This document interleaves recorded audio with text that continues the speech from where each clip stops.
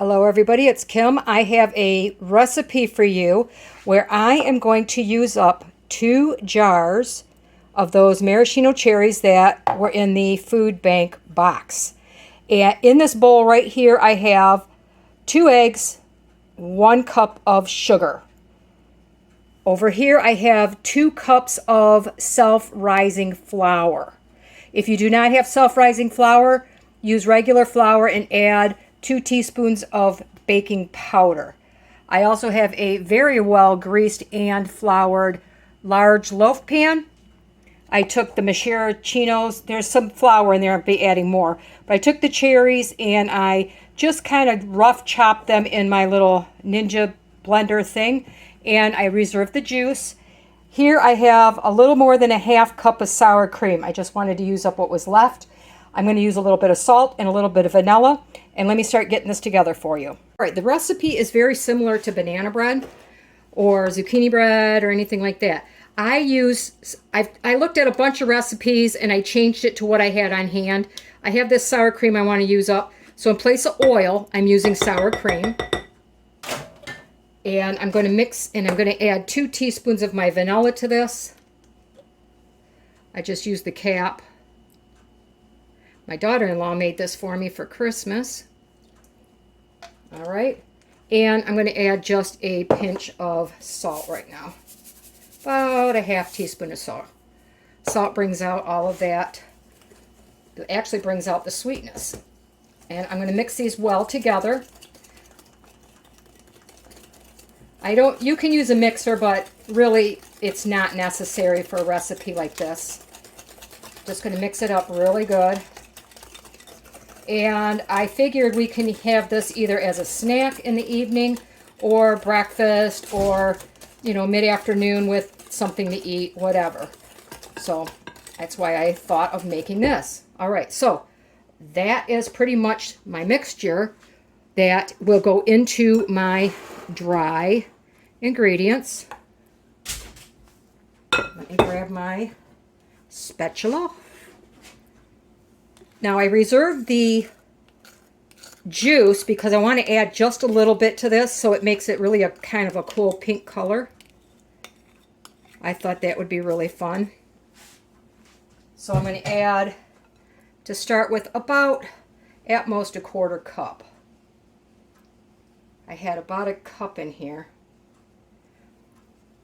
And then you want to fold it together. You don't want to overmix these types of quick breads, okay? I just want to combine everything. That's why a mixer, you can make your quick breads tough. Now I may need to add a little bit more liquid because it depends on how my batter looks. It should be a fairly stiff, thick batter, but I don't want it so stiff that you're going to have trouble incorporating everything. So you'll probably have some lumps, and that's okay. All right, don't want to overmix. Kind of like brownies, you don't want to overmix or they get tough. I just want to make sure all of my flour is well incorporated. All right, I'm gonna let that sit for a minute. Now I'm going to take my cherries, add a spoonful of flour to them. This helps them distribute better throughout. Sorry, my dogs are sassy today. It helps distribute the cherries. You could do this with blueberries or whatever kind of fruit. It helps distribute them a little bit better through your batter. Right, had to let the sassy girls in. So now it's just a matter of folding my cherries into the batter. I think if you had some kind of nuts like walnuts or almonds or something, it would be really good. I just don't have any, so now I'm just going to fold my cherries in here. The cherries are a little juicy themselves. That's why I didn't want to add too much liquid to this. And at the end here, or in the description box, I will put all my measurements in here, because I know I didn't say them all, but I will put the measurements in the description box for you. Goes together pretty quick. Just scraping the bottom, make sure I got it all. And now I'm going to pour it in my baking pan. Sometimes I get a little overboard and I make them too big and then I have to grab out like a small loaf pan, but this should fit just fine. It will rise up in the oven. Once again, I'm going to bake this in my toaster oven for about 40 minutes, 35 to 40 minutes. If it starts to brown, sometimes depending on the fruit you use, it'll start to brown a little, and I would cover it with foil then. Because I also use a glass pan, I turn the temp down. Usually I bake around, in the toaster oven, I'll bake around 340 degrees in a glass pan. All right, so that is going in the oven, and I'll show you what it looks like when it's all done. Here is my cherry bread, fresh from the oven. Well, actually 10 minutes out. I had to wait to pull it out of the pan. But let me tell you, it took a lot longer than I expected to cook, like 70 minutes. And I think it's because I added a lot of cherries. Normally I don't add that much. And maybe the sour cream and the juice, but whatever. It looks great. It smells fantastic. And once I'm cut into it, I'll give you one last look. You know what? I decided to make my cherry bread just a little bit fancy. So I'm going to take, if you have it, it just makes it pretty. Couple tablespoons of powdered sugar, if you have it. Then I'm going to add just a little bit of the cherry juice. Well, that spoon's kind of small, but you don't want to add too much, because then you add more powdered sugar, then you add more juice, and then you kind of go a little crazy with it. But let's see how that will mix up.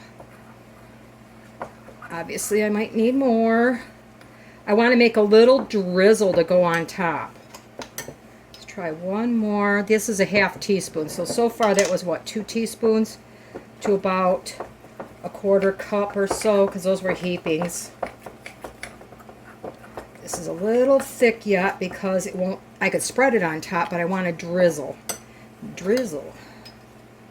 So I'm going to put just a few drops at a time in there. And look what a pretty pink it makes.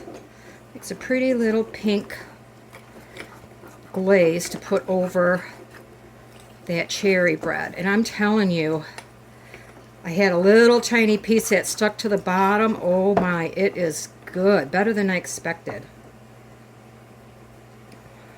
Just a tad, and I'm talking drop. A drop, boop. 3 drops more, because I want it to kind of flow a little bit.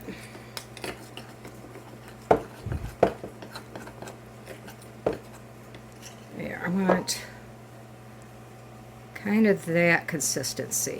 All right, let's get my bread over here. All right, the bread is cooled pretty much. I mean, it's a little bit warm, but you can't take it straight out of the pan. You have to let it cool a good 10 minutes. And even then, I should have let it cool a little bit longer. But now I just want to drizzle.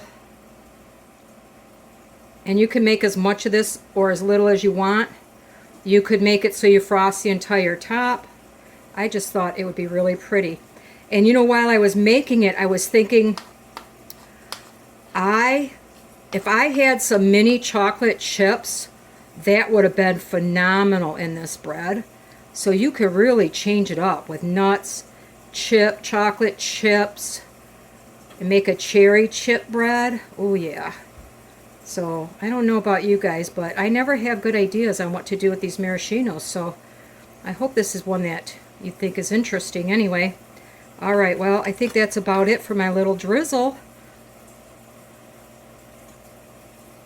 And I think it looks pretty good. I could serve that to company. All right, you guys, this is my cherry bread. Let me tell you, it turned out better than I thought it would.